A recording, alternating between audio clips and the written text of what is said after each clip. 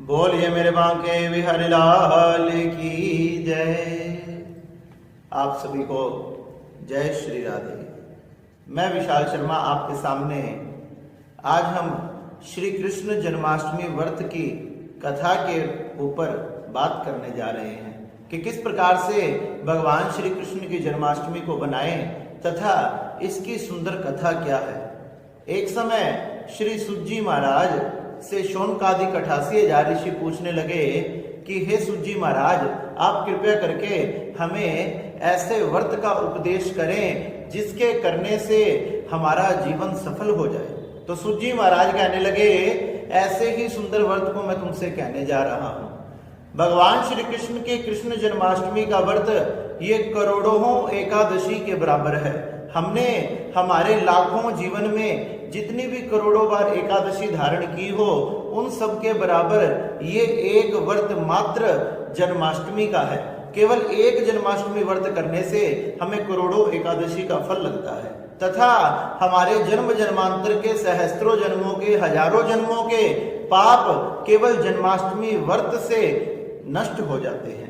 तो श्री शौनकादि 88,000 ऋषि पूछने लगे कि हे सुज्जी महाराज, कृपया करके आप हमें इसकी कथा सुनाएं, किस प्रकार से इस व्रत को धारण किया जाता है। तो सुज्जी महाराज कहने लगे, जो कथा श्री नारद जी ने इंद्र जी को सुनाई थी वही कथा मैं तुमसे सुनाता हूं। एक समय जब पृथ्वी चारों तरफ से पाप से कांप रही थी, जब राजा उग्रसेन का पुत्र कंस चारों तरफ पाप को फैला रहा था, चारों तरफ उसके अत्याचार से धर्म लुप्त हो रहा था, तो एक बार पृथ्वी गौ माता का रूप बनाकर भगवान नारायण की शरण में पहुंची।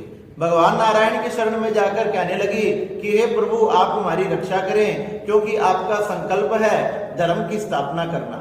पृथ्वी की यह पुकार सुनकर भगवान श्री नारायण ने सभी देवी देवताओं को यदुवंश में अवतार लेने को कहा। क्या मैं बहुत ही जल्द वसुदेव तथा देवकी के यहाँ प्रकट होऊंगा, आप सब जाके यदुवंश में अवतार लीजिए और पृथ्वी आप जाकर आराम से रहिए, क्योंकि मैं बहुत जल्द सभी पापों को दूर करने वाले आ रहा हूँ।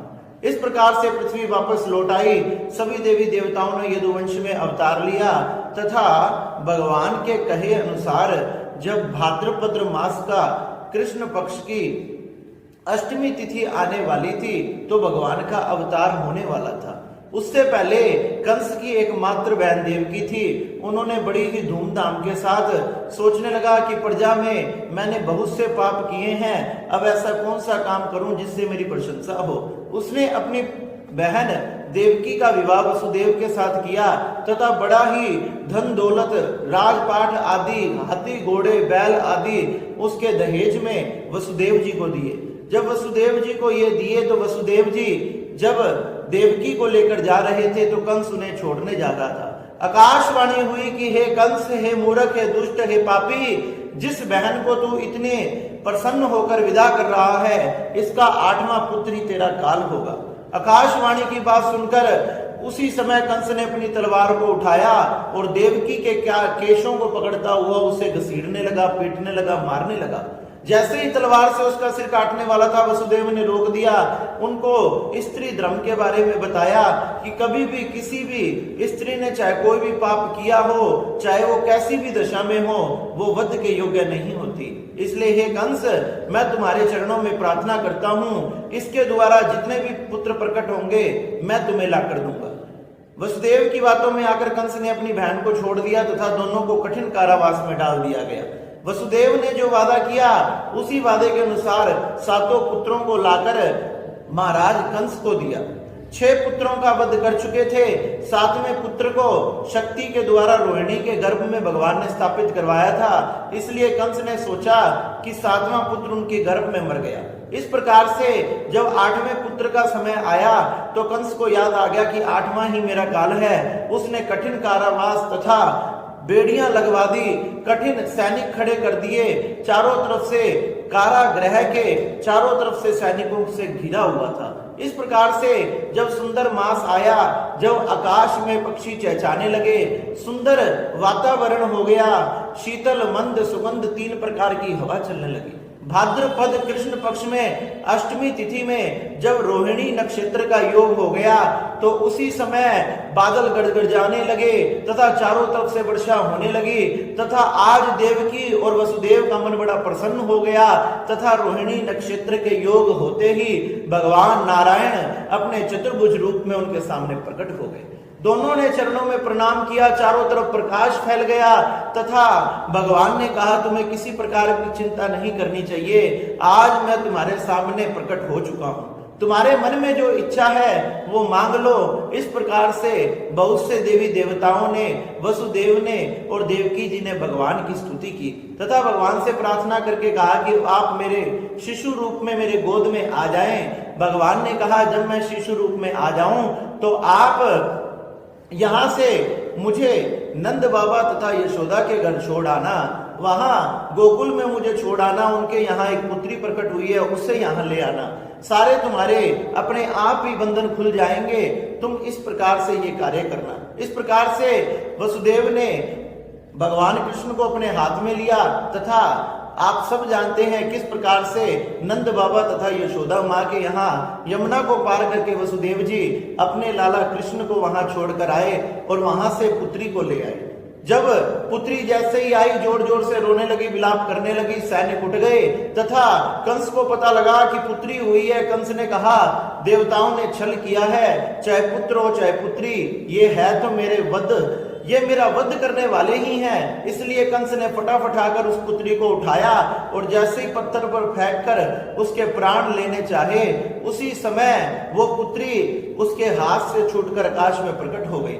आकाश में प्रकट होकर कहने लगी कि तेरा वध करने वाला गोकुल में ब्रिज में जन्म ले चुका है, अब तू किसी का कुछ नहीं बिगाड़ सकता। इस प्रकार से कंस को चिंता होने लगी।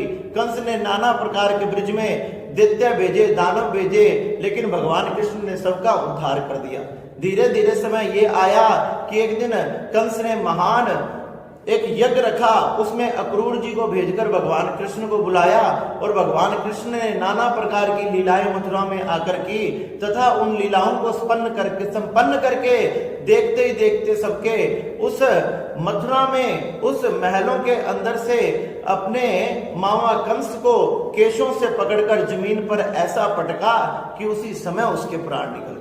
सब मथुरावासी बड़े प्रसन्न हुए तथा प्रसन्न होकर कहने लगे कि हे भगवान कृष्ण, हम आपका उत्सव त्योहार बनाना चाहते हैं, कृपया करके हमें बताएं क्योंकि हम इस बारे में जानते नहीं। तो भगवान कृष्ण ने सबको बताया, उपदेश दिया कि भाद्रपद में अष्टमी के दिन कृष्ण पक्ष की जब रोहिणी नक्षत्र का योग हो उस समय अगर आप मेरा व्रत, उपवास, त्योहार, उत्सव आदि बनाओगे तो उनके जन्म जन्मांतर के मैं पाप नष्ट कर दूंगा तथा उनकी सभी मनोकामनाएं पूरी करूंगा।